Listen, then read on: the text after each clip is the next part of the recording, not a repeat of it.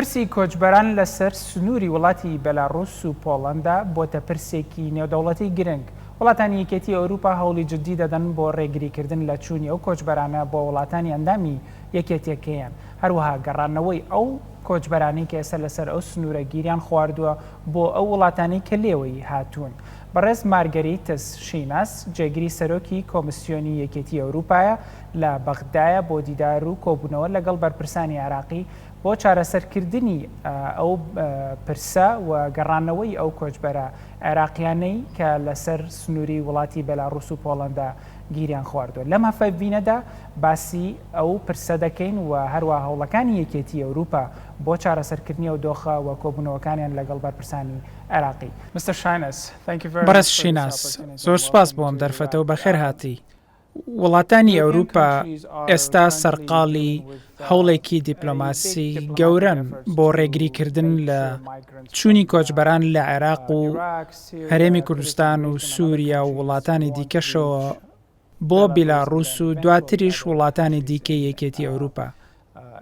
دەتوانی باسی ئەو هەوڵانە بکەی، هەروەها سەردانی ئەمڕۆت بۆ بەغدا لەبەر چییە؟ بەری هەر تشتی ئەس دخوازم بێژم کو تشتا دقەومە نەکۆچەکە ئاساییە. ئەv نەڕێیا کۆچکردنا نۆرمالە، ئەv جودایە، ئەv ئێریشەکە جێوپۆلیتیک و پڕئالی لە دژی یەکێتیە ئەوروپایەیە، ji aliyê rejîmeka totaliter ve ku mirovan wek amûr ji bo destkeftên xweyên siyasî bikartîne. Ew xelkê wek alaveka siyasî ji bo êrîşkirina li ser Ewropayê bikartînin. Ew bi qaçaxçiyan re têwerbûne ji bo ku xelkê piştrast bikin ku dikarin bi silametî ji Hewlêrê geşt bikin bo Almanyayê. Di demekê de di rastiyê de ew mirov bilêtekê ji bo nav dojehê dikirin. Dikevin nav daristanekê ku pileya germiya wê 5 li jêr sifrê ye û rêyek ji bo derketina ji wê daristanê tune ye. Vêga ez mijûlî geştekê me di nav welatên deverê de ji bo gotûbêjkirina bi wan welatan re, ew welatên ku koçber ji wan tên û her wiha welatên ku koçber di wan re derbas dibin ji bo ku em piştrast bin ku hevkariya me dikin û di vê rewşa dijwar de bi Ewropayê re kar dikin. Her wisa li ser asta mirovî jî ji bo hevkarîkirina wan mirovan, her wisa hevkarîkirina me ji bo bidawî anîna wê diyardeyê bêhempa ye. Nabe xelk wek alavên siyasî werin bikar anîn. چاوەڕوانی ئێوە لەو وڵاتانە چییە بۆتان بکەن؟ There is a two-track approach in my conversations with these countries. First is an approach. Gotûbêjên min bi welatan re du beş in. Yekem bi welatên tranzît re. Em ji wan dixwazin ku hêlên wan ên asmanî yan hêlên ku di nav firokaxaneyên wan de derbas dibin, di vê êrişa piralî de berdewam nebin. Belê ez kêfxweş bûm ku hemûyên ku min bi wan re gotûbêj kirin li Îmarat, Libnan û Tirkiyê di geştên xwe yên asmanî de hevkariya me dikin. Em dixwazin hejmara geştan ji çend geştan bikin sifir. Beşa duyem a gotûbêjan bi wan welatan re ye ku koçber ji wan tên. Ewên ku welatiyên wan bûne beşek ji wê amûrê. Wek nimûne Iraq, em dixwazin bi hikûmeta wê re kar bikin ji bo ku em piştrast bin ku xelk haydarî rewşêne û ji derewên qaçaxçiyan bawer nekin û her hewildanekê bikin ji bo vegerandina wan û dîsa destpêkirina jiyanekan nû. باست لەوە کرد کە بەلاڕوس لەگەڵ قاچەخچیەکان تێوەگلاوە. دەتوانی باسیەوە بکەی؟ ئەو قاچەخچیانە کێن؟ ئایا خەڵکی ئەو وڵاتانن کە کۆچبەران لێیانەوە دەڕۆن یاخود ئەو وڵاتانەی کۆچبەران پێیاندا تێپەڕ دەبن؟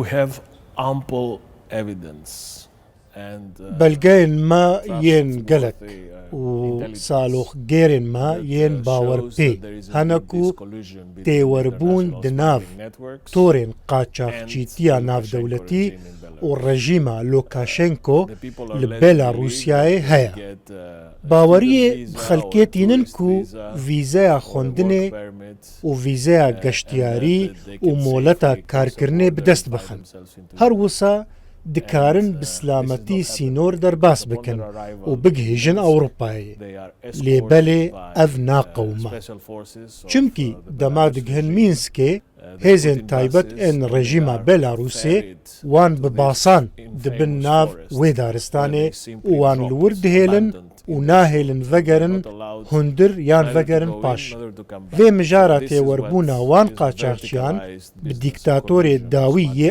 Ewropayê re germtir kiriye lê em rijdin li ser bidawî anîna wê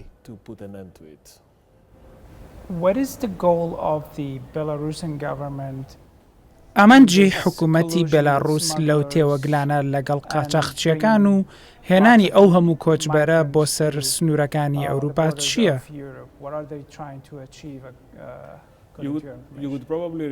دبەک و بیراتە بە دەماد مەها کانونا یەکەمە ساڵا بۆریدا مینسکێ فڕۆکەیە شەڕ بکارانی ji bo êxistina firokeyeka sivîl ku di navbera du paytextên Ewropayê de geş dikir mebesta girtina serkirdeyekî opozisyonê rasterast piştî wê bûyerê Yekîtiya Ewropayê ceza li ser rejîmê danîn ez bawer dikim ku efkarekî rast bû jî çimkî tişta qewmî pir cihê sersamiyê bû gef li firokeyeka sivîl ji aliyê firokeyeka şer û li Ewropayê ev tişteke em qet naxwazin bibînin lê piştî vê rejîmê bawer kir ku baştirîn rê ji bo bersivdana cezayên Ewropayê rêkxistina vê gefa piraliye ew jî bikaranîna mirov bi rêya koçberî heye ev tiştekî pir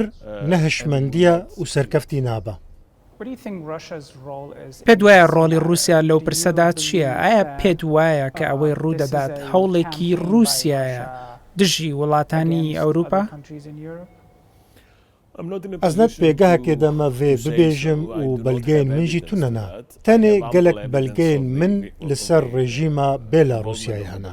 Ez bawer nakim Rûsya êrişeka bi vî rengî pêk bîne li ser Yekîtiya Ewropayê.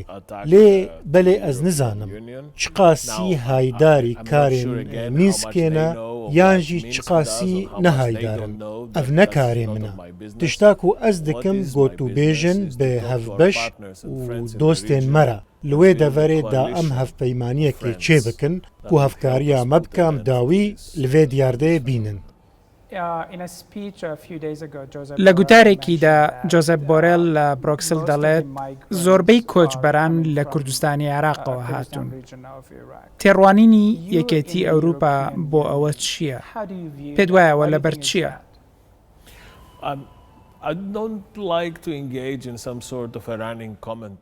Ez naxwazim rave û axaftinê li ser rewşekê bikim. Xelk dixwazin koç bikin. Fereziya min a sereke ew e ku ew mirov koç dikin çimkî qaçaxçiyan li ser bingeheka derewîn bawerî bi wan anîne. Eger tu li herêmê bî û agahdariyekê bibînî ku dibêje em ê te ji Hewlêrê bibin Frankfurtê yan em ê te ji Beyrûtê bibin Mûnixê baweriyê bitetînin ku ev ofer normal e lê belê newsaye ev hîle û derew e nabe xelk ji vê bawer bikin eger tu derfetê bidî min ez bi şêniyên herêma Kurdistanê re biaxivim ez ê ji wan re bibêjim ku ji wan gotinan bawer nekin û koç nekin çimkî ev ne koçeka asayî û normal e lê dibin beşek ji tiştekî cuda dibin beşek ji sextekariyekê bi taybetî divê kesên xwedîjin û zarok xweşveyekê dûr bigirin.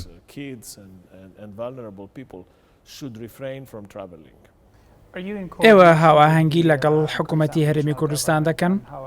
ئەوان چۆن دەتوانن هاوکاریتان بکەن؟ دپلانا من دەهەبوو و ئەزهرم هەولێرێ بڕاستی من دخواست پشتی بەغدای سەردانا هەولێرێ بکەم لێژ من ڕەگۆتن و بەرپرسێن حکوومەتە هەرێمێ نەلورن لەوما من نکاری بوو سەردانێ ڕێک بخەم لێ ئەس دیسا دخوازم سەردانە هەولێرێ بکەم و ببەرپرسان ڕە بپەیڤم وان بدم فێمکردن و ئەرکێوانەژی هەفکاریە مە بکەن چمکی ئەو دەمەک و ئەوروپا بەرێ خۆدایە دۆستێن خوا و ئەم دخوازن باوەریە بووەیەکێ بینن و دۆستێنمە لە هەولێری ژیهانە چۆن دەتوانەوێت یارمەتیتان بدەن؟ دەتوانن چیتان بۆ بکەن؟ بە باوەریە من داخوازامەیە سەرەکە ئەوەکو هەفکاریە مە بکەن دگەهاندنا پەیامەکە گشتیدا بڕاستی و دروستی ئەوژی ئەوەکو گەشتێ نەکەن بە باوەریە من پر گرنگە ئەم vەیەکێ بێژن و حکوومەتە عێراقیژی vێ ببێژە لێپر گرنگە ji بۆ سەرکردایەتیە حکوومەتە هەرێما کوردستانê ku rola wê di hevkarîkirina me de hebe çimkî hejmareka zêde ya kesên ku geştê dikin Kurdên Iraqê ne. دەتوانی باسی ڕۆڵی نەتەوە یەکگرتووەکان بکەیت ئەوان چۆن لەو دۆخەدا هاوکاری ئێوە دەکەن کە ئێستا بۆتە قەیرانێکی مرۆیی نێودەوڵەتی لەسەر ئەو سنوورە باشە ئەو دەمەک و ئالiyên mirovî pir giring in ئەمێ hejmara geştên asmanî kêmtir bikin û tekeziyê deynin ser wan mirovên ku nihal wê derêne em bi hikûmeta Bexdayê re axivîne ji bo ku em geşta asmanî ya vegerandina wan kesan organîze bikin ji bo vêyekê jî divê hikûmeta Iraqê bi hikûmeta Belarûsyayê re biaxive û vêyekê rêk bixin vegera bi kêfa xwe û vegera bi kotekî em jî amade ne birêya ajansên neteweyên yekbûyî hevkar bin xasma UNHCR çimkî ofîseka wê li Mînskê heye û çend rojin rêb wan hatiye dan ku serdana wê daristanê bikin lewma rola wan pir giring e ji bo rêkxistina hevkariya kesên li daristanê ne û her wisa rêkxistina geşta vegerandina wan jî em amade ne hevkariya hikûmeta Iraqê bikin ne tenê di geştan de lê ji bo vegerandina wan kesan bo nav civakê da bikarin jiyanekan û û destpêkekan û bi hevkariya me bi dest bixin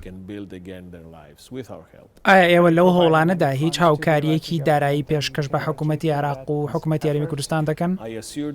من حکوومەتە عێراقی پشتڕاست کرد و دکارن پشتاخۆ بێکێتیە ئەوروپای گرێ بدن دە هەفکاریکردنا وان ji بۆ دیسا vegerandina wan kesan بۆ ناو civakê her demeka ku dest bi geştên xwe yên asmanî bikin گوتەبێژێکی نەتەوە یەکگرتوەکان دەڵێ بە بڕوای نەتەوە یەکگرتوەکان پێویستە ڕێگە بدرێت بە هەندێک لەو کۆچبەرانە ئەوانەی ناتوانن بگەڕێنەوە وڵاتانی خۆیان بۆ ئەوەی بگەنە وڵاتێکی ئەوروپی و جێگیر ببن بۆ چوونی تۆ چییە؟ ئایا دەرفەت هەیە بۆ هەندێک لەوانە ئەو سنوورە تێپەڕ بکەن و بگەنە وڵاتێکی ئەوروپی؟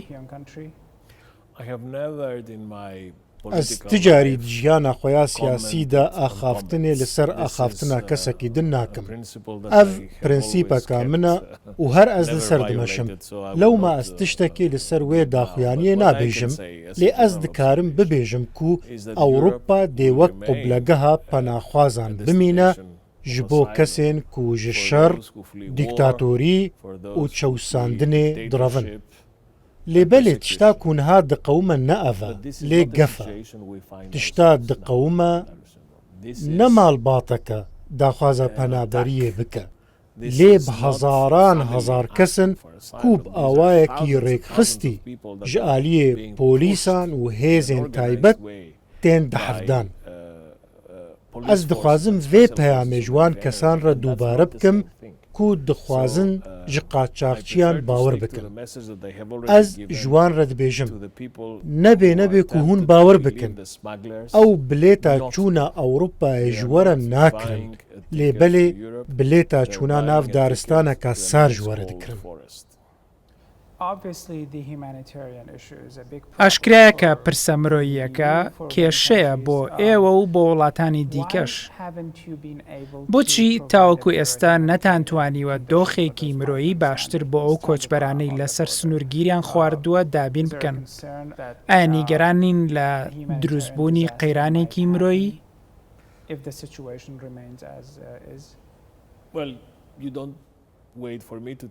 باشە بێلاڕووس دەولەتەکە گرتیە. دەولەتەکە تڕەیەکە بێ ئۆفەرێکێ نادا. تڕەیەکێ بە هەفکاریە نادا. وان ڕەوشە دەردۆراوەی دارستانێ بە ئاوایەکی ڕێکخستنە کو باوەڕ دکن بڤی ئاوایی لە بەرژەوەندی ئاواندەیە ji بۆ ێریشکردنا لەسەر ئەوروپایە. ئەو خەلکێ وەک ڕەهینە بکارتینە. لەو ماژی تەکانە ڕێە هەفکاریکردنی ئاژانسە نەتەوەی نێکبووی یان UNHCR کو تەنێ بەری چەند ڕۆژان ڕێدانێ وەرە. ئەس بە فیلیپۆ گراندی ڕەجڤیامە کو نونەرێ بلند ئێنەتەوەی نێکبووی ji bo karûbarên penaberane û melserweyekê li hev kir ku ew dikarin di hevkarîkirina koçberan de pişta xwe bi me girê bidin. Wek minberê jî qal kir, pir giring e geştên asmanî yên vegerê zû werin rêkxistin ji bo ku xelk ji wê rewşa xerab werin rizgarkirinê. ئایا ئێوە نیگەرانن لە دروستبوونی ڕوبەڕووبوونەوەی سەربازی لە نێوان بێلاڕووس و پۆڵەندا؟ ئەگەرەوە ڕووبدات چی دەکەن؟ ئەس باشتر دبینم ئەس تەنێ لەسەر سەناریۆیە نۆرمال ڕاوەستم. هەرچ قاسی تشتاک و هەیە گەفەکە ئەولەکاریەشی. سەربازێکی پۆڵەندی بووە قوربانی. بێگومان بێ قوربانی هەبن. دەما بە هەزاران هەزار کەس وەک چەک و ئامور تێن بکارانین ئەگەرا قەومی ناکارەساتێ چێدبە. لێبەلێ ئەس باوەڕ ناکەم تشتاک و هەیە مەزن ببە و ببە شەڕ و ئۆپەراسیۆنەکە ئەولەکاریە. ئەمڕوبڕووی ڕەوشەکە نە ئاسایی و پرئالی بوونە. لێ divê ئەم وێ ڕابگرن و هەفکاریە خەلکێ بکەن ئەف تشتا هەری گرنگە.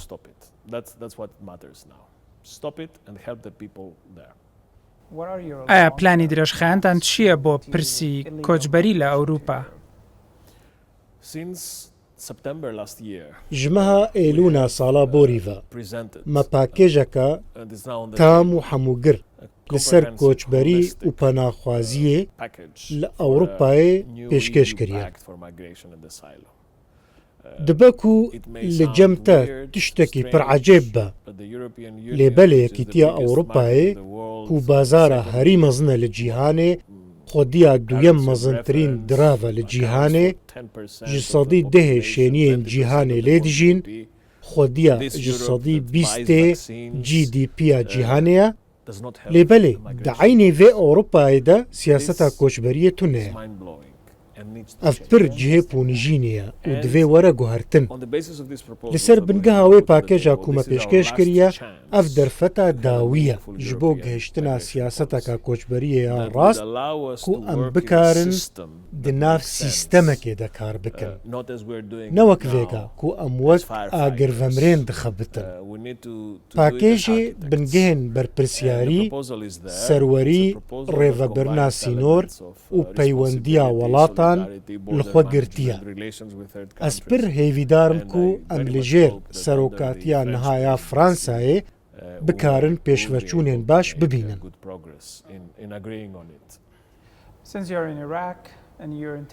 ئێستا کە تۆ لە عێراقی و نیازیشت هەیە سەردانی هەولێر بکەی لە داهاتوودا، پەیامتان بۆ خەڵکی عێراق و خەڵکی هەرێمی کوردستان چییە؟ دەتانەوێت چیان پێ بڵێن؟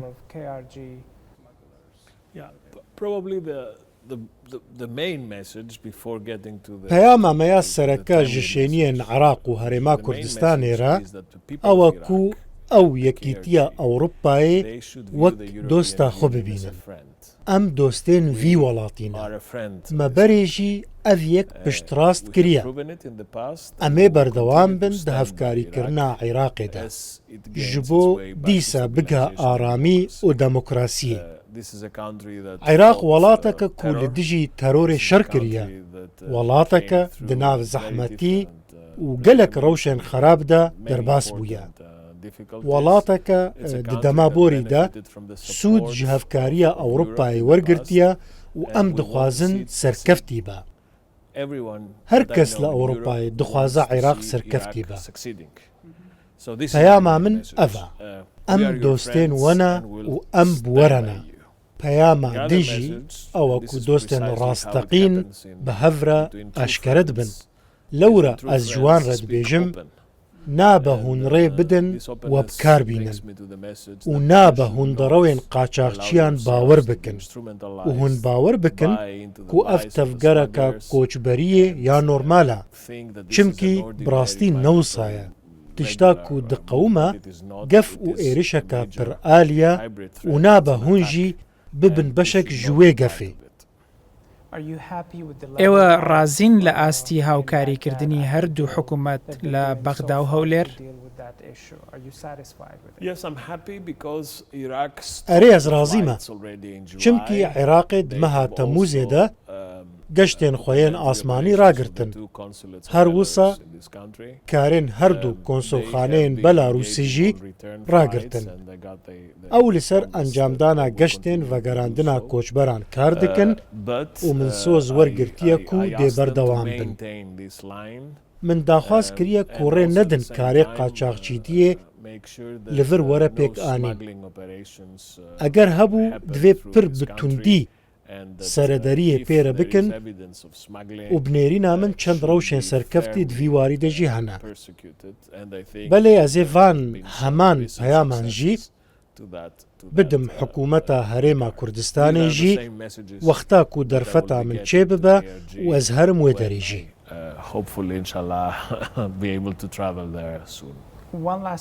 پرسیاری کۆتاییم چونکە باسی قاچاقچێتیت کرد. هیچ بەڵگەتان هەیە لەسەر تۆڕی قاچاقچی نێودەوڵەتی لە نێو عێراقدا؟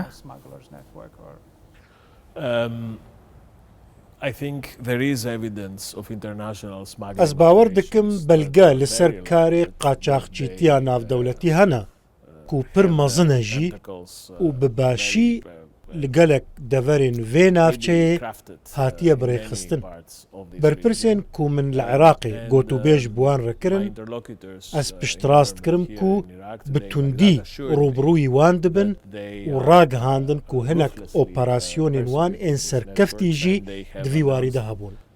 Ez daxwazê ji wan dikim ku di vî karê baş û qenc de her û her berdewam bin. پەرستشیناس زۆر سپاس بۆم دەرفەتە. سپاس و ڕێزا من ئامەزنش بۆ هەولێر. زۆر سپاس خواتان لەگەڵ.